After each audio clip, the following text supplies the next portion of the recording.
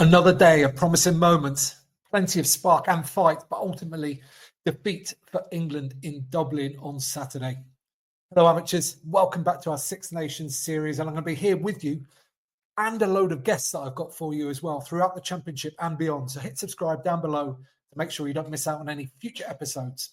Now, England, yes, it was defeat, but as I said in the first bit there's a huge amount of promise, I think, in lots of areas for England. Ireland with a better side, deserved their win, no question. Myself and Dave Slemon did a big old match report there, which go and check that out because it goes into a lot more detail about the lot of the things that happened during the game and where we thought the game was won and lost for England. Okay, but in this video, we're going to be looking at the team that I think Steve Borthwick should pick to face France this coming weekend. Another massive test for England. The French team are looking absolutely on fire and they barely got out of second gear, really, against the Welsh on opening night.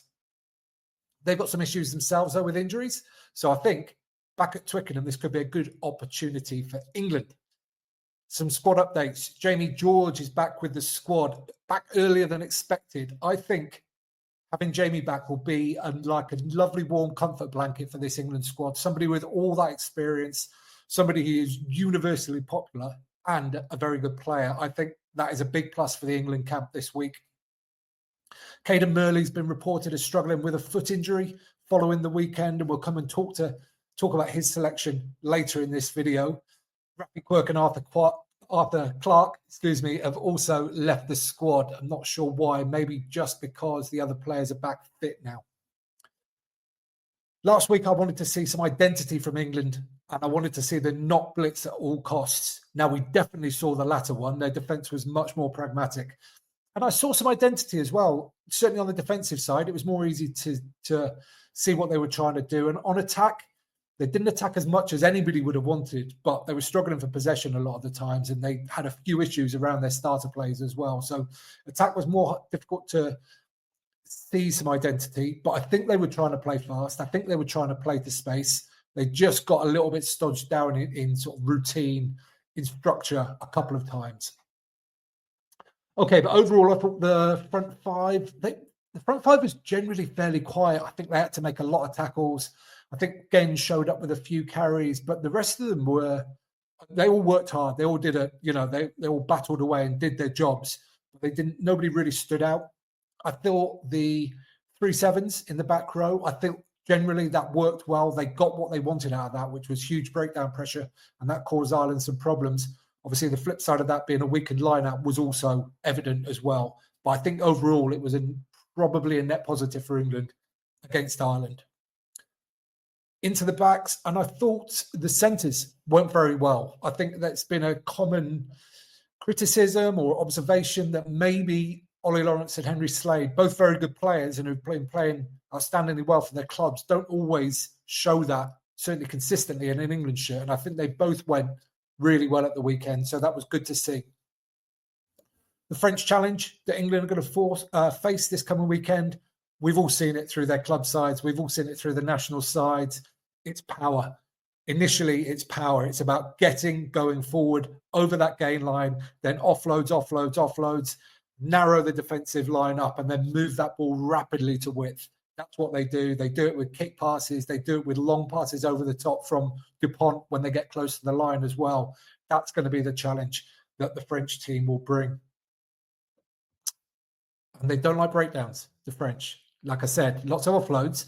They try to keep the ball alive as much as possible, even if they have to go backwards a little bit to keep the ball alive. They will do that. So I don't think the breakdown battle is going to be quite as important this weekend as it was against the Irish. Therefore, I think England might pick a different back row for this weekend with different strengths. Okay, let's take a look. These are the forwards I'm going to pick for England this weekend. Genjan Stewart, I think, went well in the scrum. As I said, they were fairly quiet, relatively quiet around the pitch. But I think Jamie George will come back in. I think Borthwick talks so much about experience and combinations. And although Jamie was definitely under pressure for his starting shirt, I think bringing him back for this game at Twickenham, I think there's an emotional benefit to that as well that he'll bring. along with his with his excellent play as well. So I think George will come back in for Cowan-Dickie. Not that Cowan-Dickie did much wrong, but he definitely didn't have one of his better games for England. We didn't see him jackal too often. We didn't see too many really vicious chopping tackles, which he's known for as well. Into the second row, and I think Itoje and Martin, without setting the world alight, have just quietly gone about their business quite well. Actually, Itoje played really well in Dublin. He was, his physical, annoying best, I would say, in that game. Into the back row, though, and this is where we look at the sort of the makeup of the back five of the scrum as a whole, really. And what do we want? Like I said, I think the breakdown battle is going to be less important this weekend. So the 3-7s for me is a non-starter. I think England could go after the French line-out with the issues that they've got in that area. So I'm going to go with Chesham at 6. And then it's a case of which of those 7s do you drop and who moves around, because they can all play. They're all very similar players, to be honest. They've got similar qualities. So I think Ben Earl just isn't quite at the level that he has been in the past. And again, with this is a reflection of the incredible heights he had. Was it last year's Six Nations or the one before? I can't remember. But one of the Six Nations recently, he was elite, probably definitely in the conversation for player of the tournament. So that is a very high level. However, Tom Curry in Ireland was definitely back to his best. I thought he was outstanding. And Ben Curry, if he was far behind, it wasn't by very far. So I'm going to pick those two guys. I think, again, there's an emotional thing for them playing in the team together. I think that adds to it. And I think that could be a factor. Ben Earl, the unfortunate one to miss out, because he certainly didn't let England down on Saturday at all.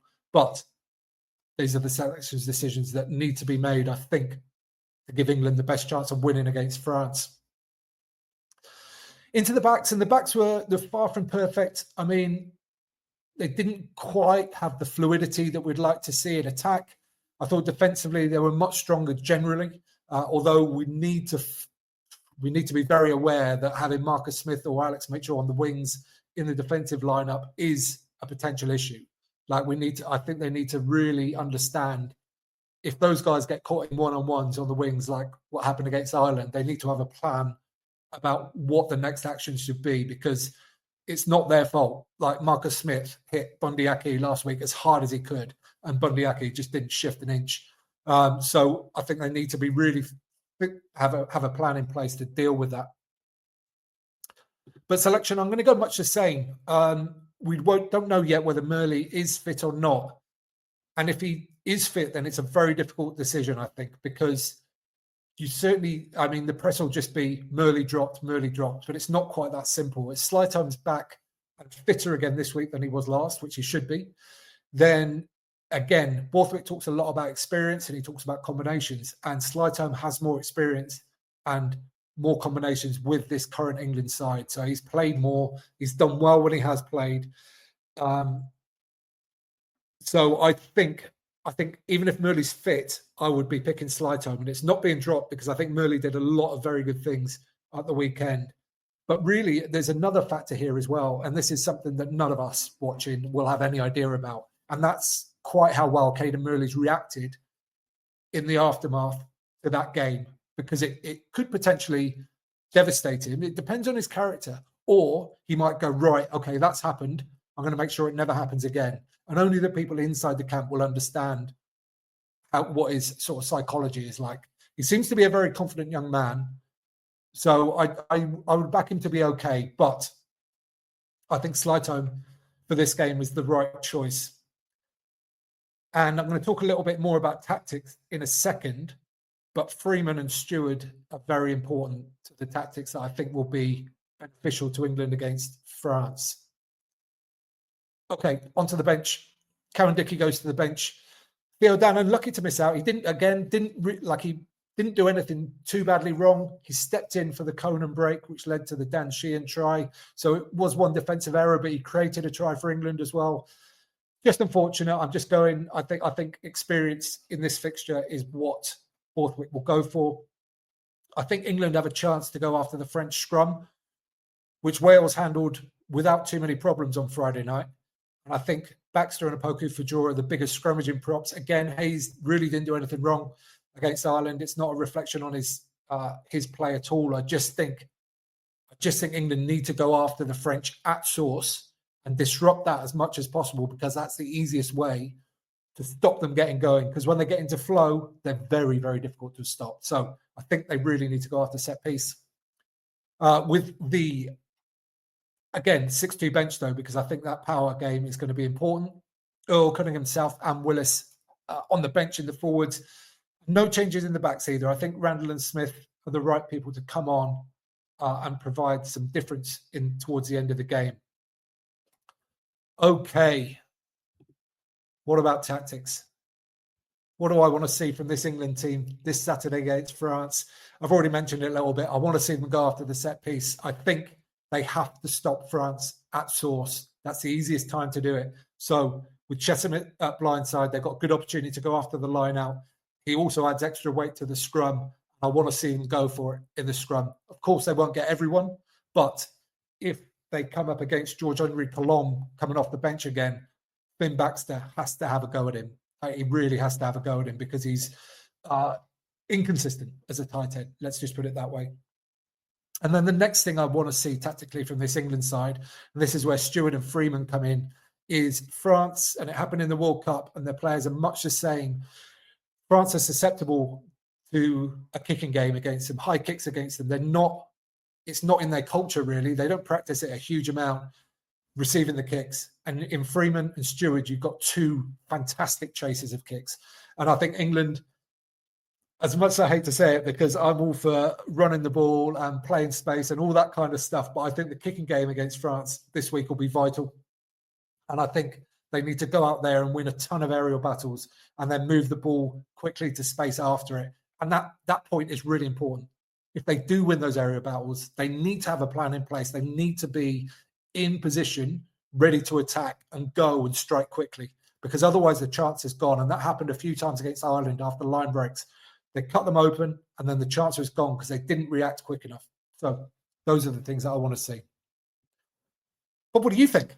What do you think? Let me know in the comments down below. Are there any selection decisions that you think will be different? I'd love to hear from you. So do that. And while you're down there, give this video a thumbs up if you don't mind.